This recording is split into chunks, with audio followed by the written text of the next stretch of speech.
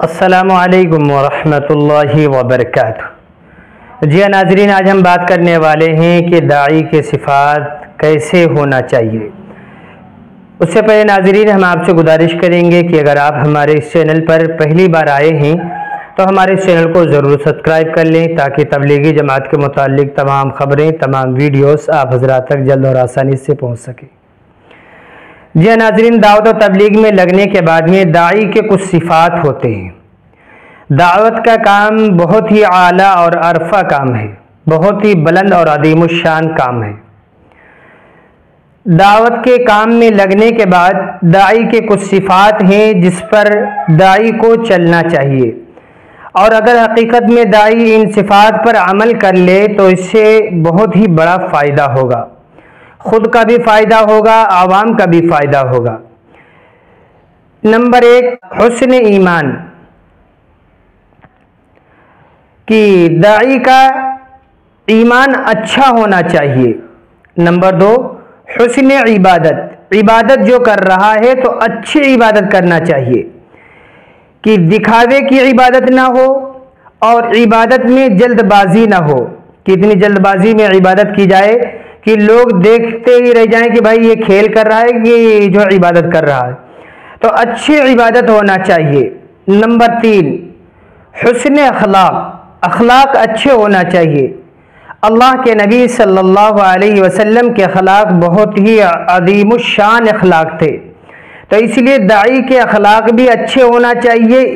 اگر داعی کے اخلاق اچھے ہوں گے تو اس کا اثر عمل پہ پڑے گا اور پھر دعوت دینے میں آسانی ہوگی، ورنہ اخلاق اچھے نہیں ہوں گے، دعوت دیں گے تو لوگ الٹا ریورس ہو جائیں گے کہ بھائی خود کو دیکھو پہلے تم کیسے ہو۔ تو حسن اخلاق، اچھے اخلاق ہونا چاہیے۔ حسن معاملہ، یعنی اس کے جو معاملات ہیں وہ معاملات بھی اچھا ہونا چاہیے۔ ایسا نہ ہو کہ لوگوں کو دھوکہ دھڑی کر رہا ہے اور جو ہے معاملات کے اندر میں آئے تو ہر جگہ الٹی پلٹی غلط باتیں کر رہا ہے، ایسا نہیں ہونا چاہیے۔ داعی کے اخلاق اچھے ہونا چاہیے، داعی کے معاملات بھی اچھے ہونا چاہیے۔ حسن معاشرہ، معاشرے میں بھی اچھا ہی ہونا چاہیے۔ اسی طریقے سے داعی دعوت کے کام کو مقصد بنا لیتا ہے، جو داعی ہوتا ہے وہ دعوت کے کام کو اپنا ایک مقصد بنا لیتا ہے، اپنا کام سمجھ لیتا ہے، اور جب داعی دعوت کے کام کو اپنا کام سمجھ لے گے تو سمجھو کہ ضرور کامیاب ہو جائیں گے۔ اسی طریقے سے داعی اپنی جان، مال، وقت کو زیادہ سے زیادہ دعوت والے کام میں لگانا چاہیے۔ جو اس کا وقت ہے کاروبار کا، کاروبار کر لیا، کھانے پینے سونے کا وقت ہے اس کو نکال کے زیادہ سے زیادہ وقت جو ہے دعوت کے کام میں لگانا چاہیے۔ اسی طریقے سے داعی قربانیوں میں آگے بڑھتا ہے۔ داعی جو ہوتا ہے وہ قربانی جب بھی دینے کا نمبر آتا ہے تو آگے رہتا ہے، آگے رہتا ہے، اور رہنا بھی چاہیے، کیونکہ جب تقاضا آئے تو دنیا کی تقاضوں کو چھوڑ کر کے دین کے تقاضے پہ لبیک کہنا چاہیے۔ اسی طریقے سے دین کے تقاضوں کو پورا کرنے کے لیے تیار رہے، ہر وقت تیار رہے کہ کبھی بھی تقاضا آئے تو اس پر کھڑا ہو جانا چاہیے۔ آخرت کو سامنے رکھ کر پہلے دین کے تقاضوں کو پورا کرتا ہے داعی جو ہوتا ہے، اور بعد میں دنیا کے تقاضوں کو پورا کرتا ہے۔ اسی طریقے سے داعی جو رہتا ہے دنیا کی خواہشات والی زندگی سے بچتا ہے، کہ خواہشیں پوری کر لینا، ہر خواہش دنیا کے اندر میں پوری کرنے کی کوشش داعی نہیں کرتا ہے۔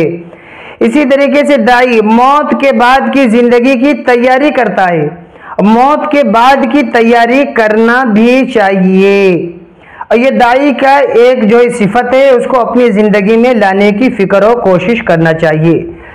داعی اللہ کے حکم، حضور اکرم صلی اللہ علیہ وسلم کے ہر طریقے اور سنتوں پر عمل کرتا ہے۔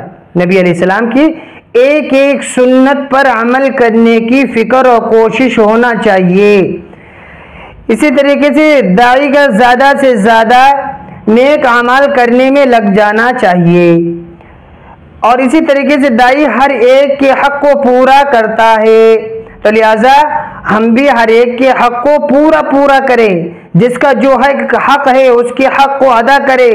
حقوق اللہ بھی ادا کریں اور حقوق العباد بھی ادا کریں۔